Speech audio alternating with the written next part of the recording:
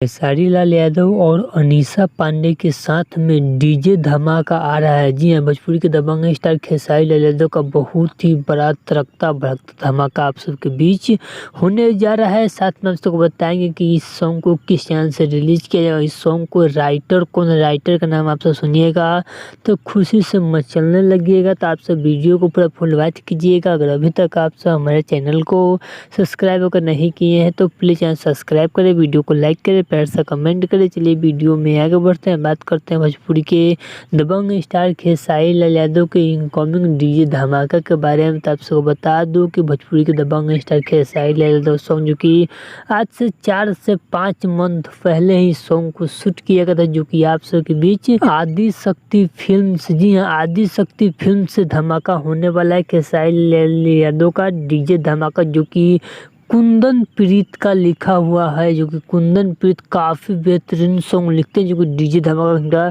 काफ़ी ज़्यादा मार्केट में चलता भी है। पवन सिंह को भी कितना सारा सुपर डुपर हिट सॉन्ग दिया और खेसारी लाल यादव को भी कितना ज़्यादा सुपर डुपर हिट सॉन्ग दिए थे, जो कि कुंदन प्रीत का लिखा हुआ आदि शक्ति फिल्म से खेसारी लाल यादव का सॉन्ग जो कि बहुत जल्द आप सबके बीच आने जा रहा है। तो आप सब कमेंट बॉक्स में बताइएगा कि सॉन्ग का कितना बेसब्री से इंतजार करें। साथ में बता दूं वीडियो में आप सबको अनीशा पांडे के साथ में वीडियो सॉन्ग को शूट किया गया है।